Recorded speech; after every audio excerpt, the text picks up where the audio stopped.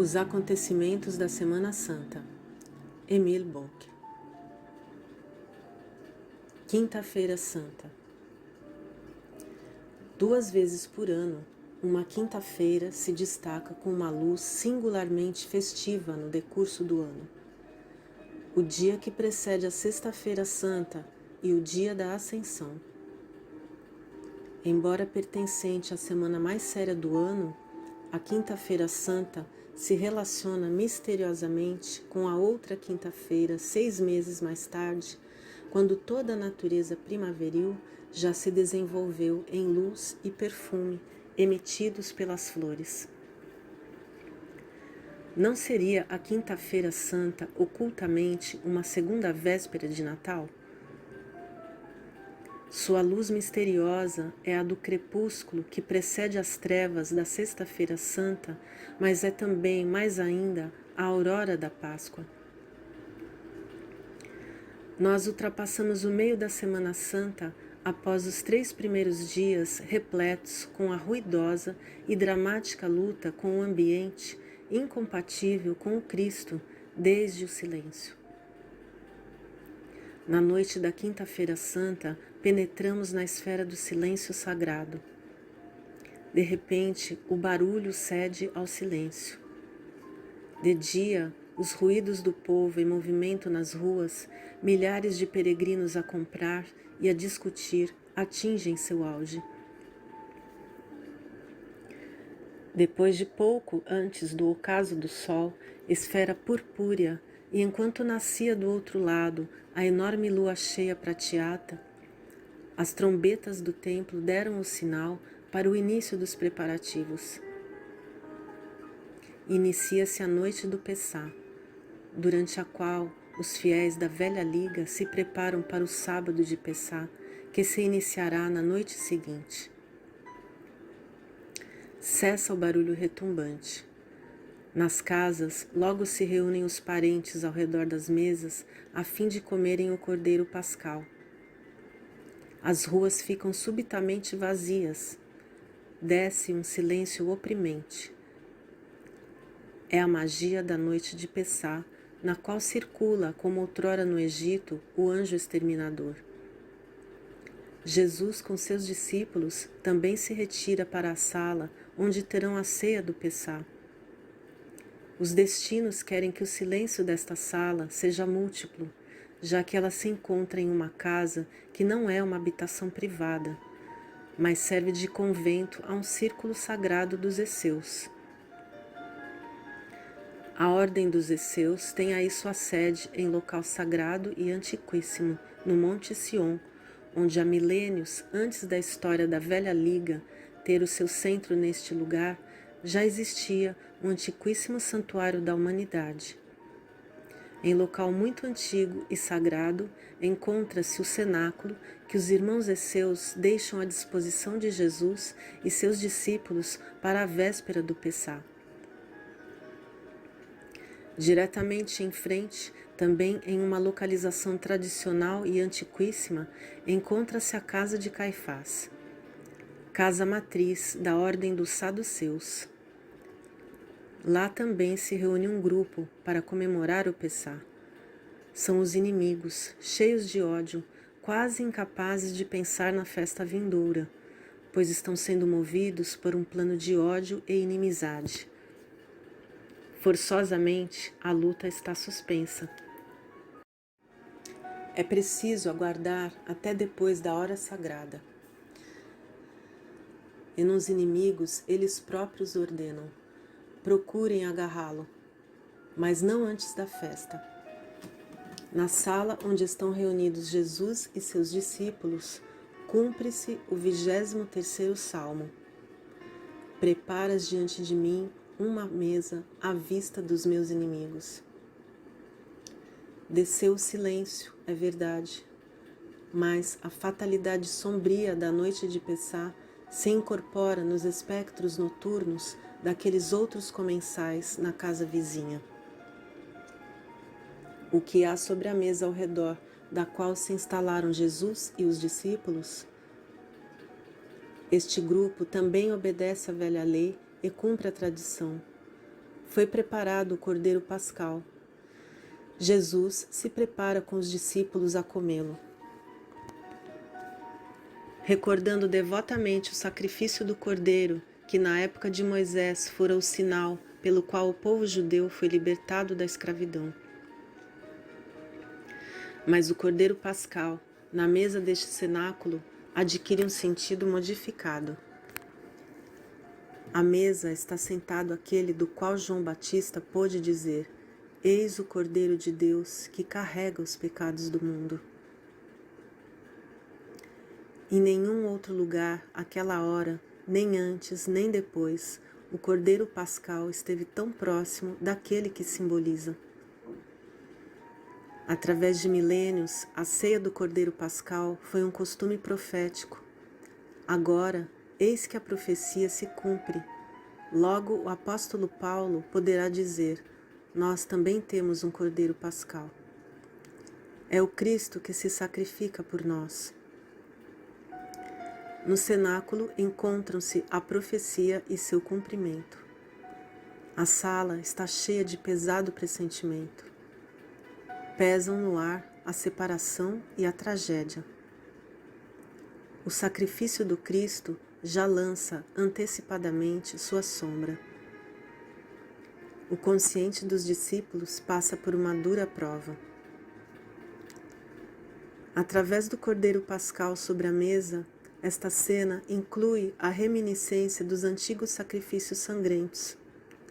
Atua a magia do sangue, que é o sentido de todos os sacrifícios sangrentos da pré-história cristã.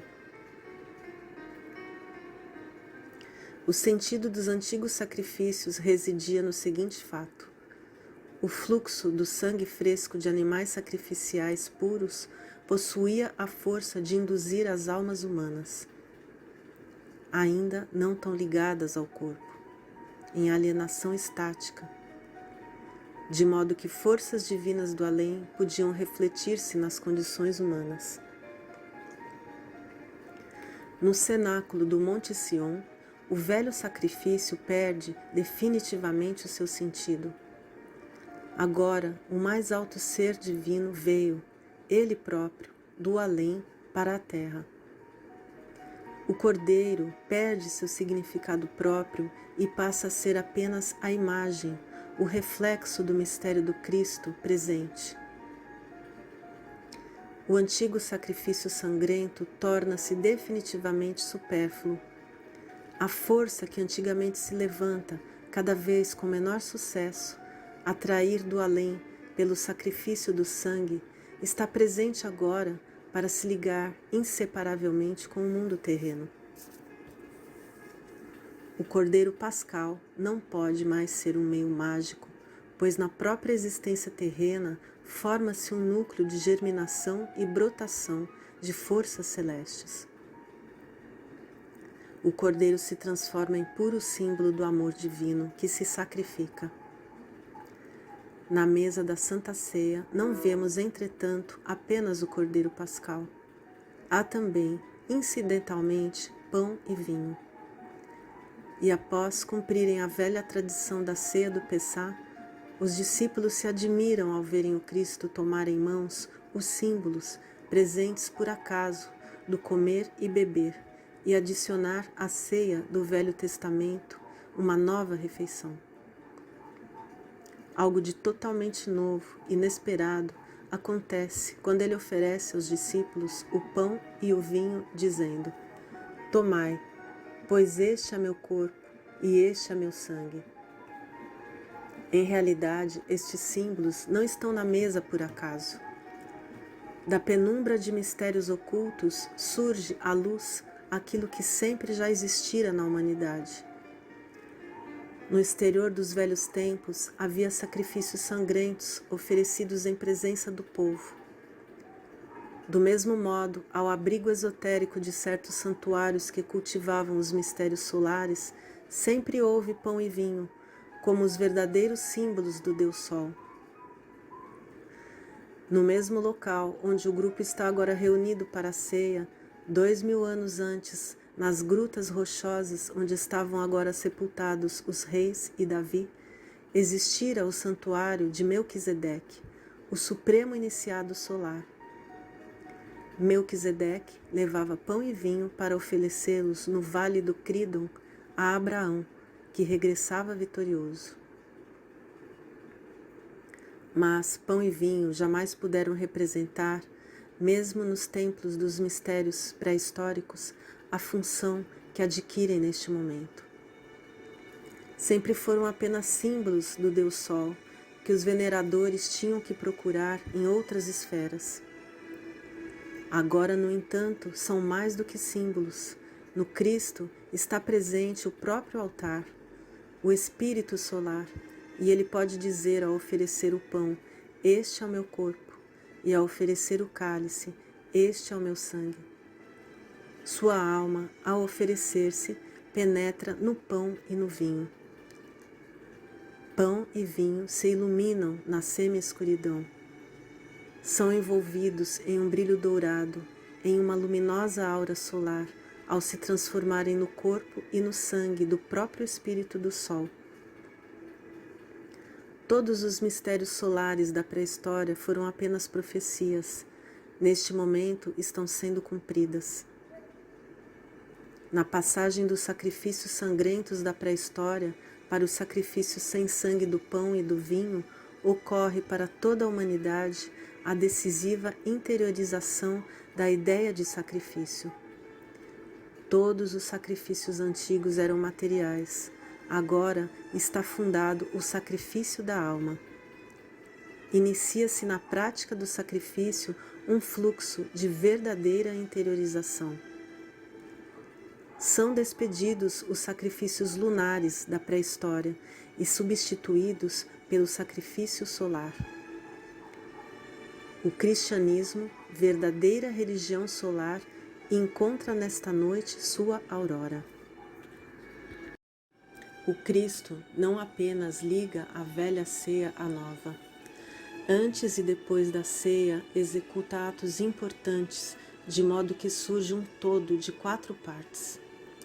Pela primeira vez, reluz a lei, que doravante será sempre renovada e revelada nas 4 partes do sacramento cristão central. Antes de comer o cordeiro pascal, Jesus pratica o ato do amor simples, inesgotável e indescritível do lava-pés. Obedecendo e elevando um rito comum na ordem dos esseus, ele se abaixa e lava os pés de cada discípulo, inclusive de Judas.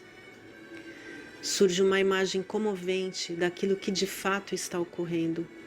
O Cristo se dá aos seus totalmente com amor.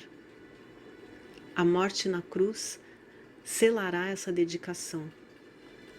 Tal como introduziu as 2 ceias com o lava-pés, assim também as encerra.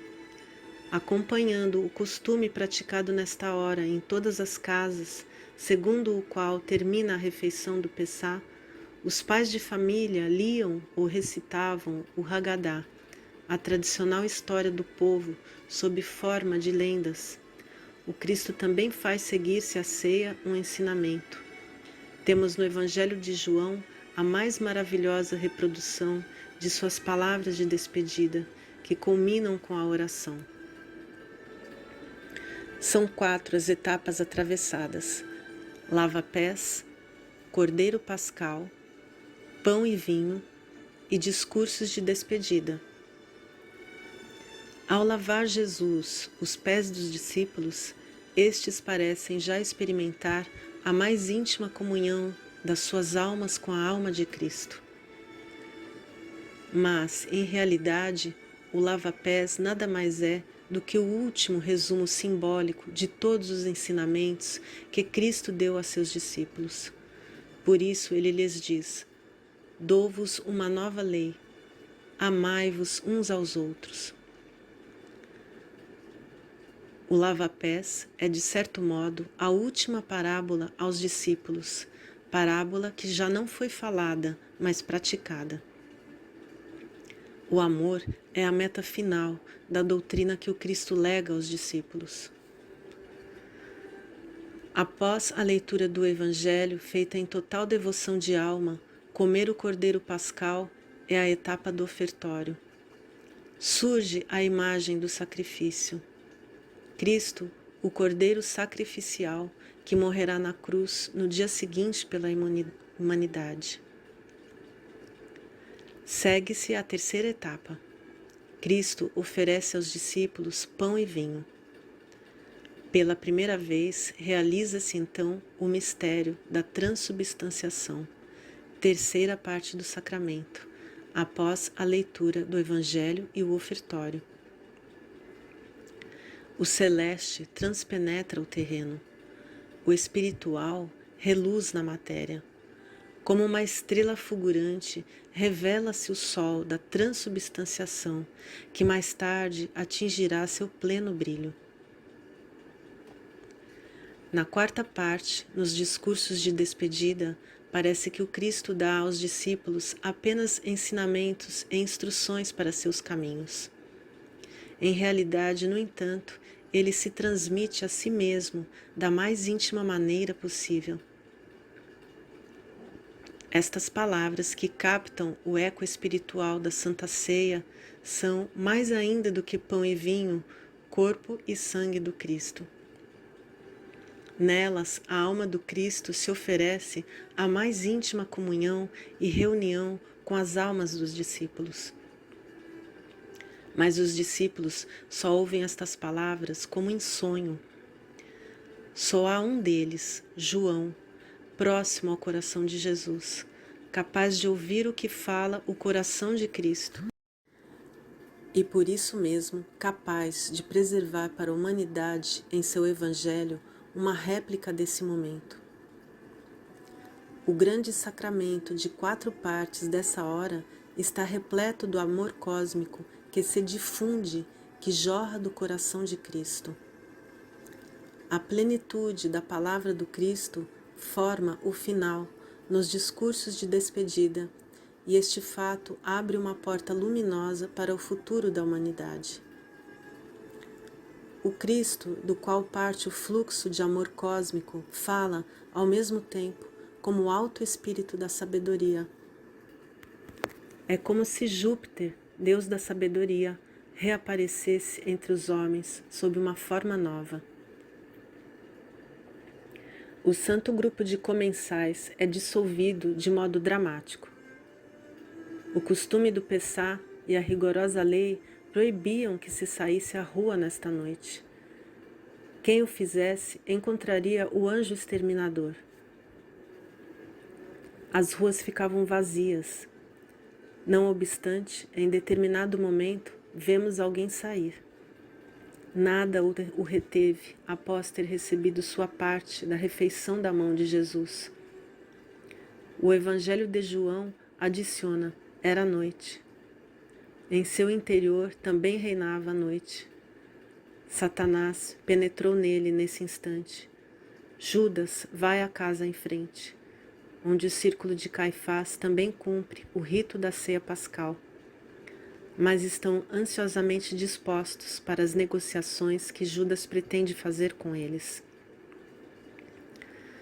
Judas falhou diante do mistério do sacramento. Já na véspera fora tomado pelo demônio da inquietação, quando na casa em Betânia espalhou-se o ambiente sacramental. No cenáculo deparou-se pela segunda vez com a substância do sacramento. Não tem em si a quietude que lhe permitiria aceitar a paz como bênção do sacramento. E, portanto, aquilo que poderia oferecer-lhe a paz o precipita no mais alto grau da ausência da paz, na perda arimânica do eu, na alienação possessa. Mais uma vez é rompida a proibição do Pessá.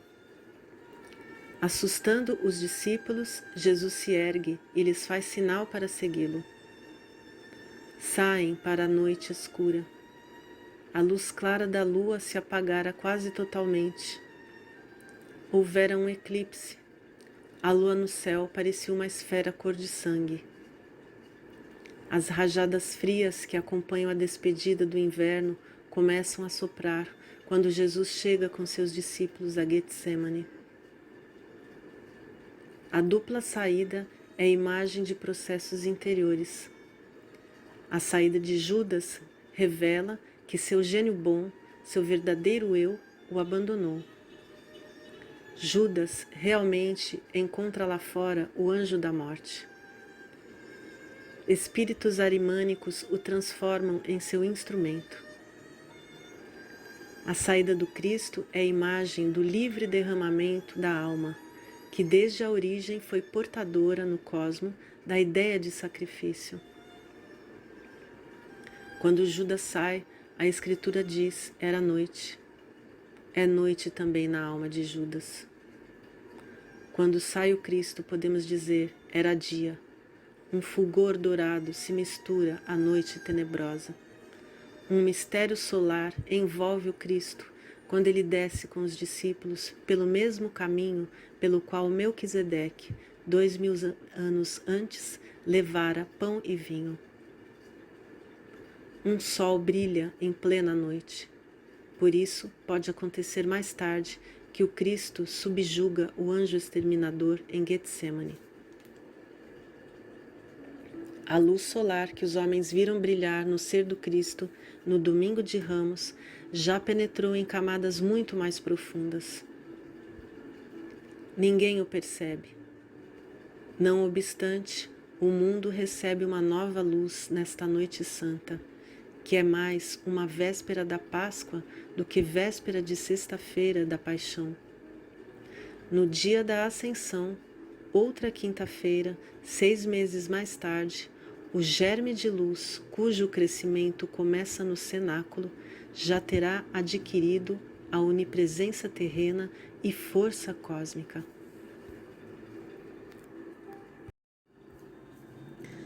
Os acontecimentos da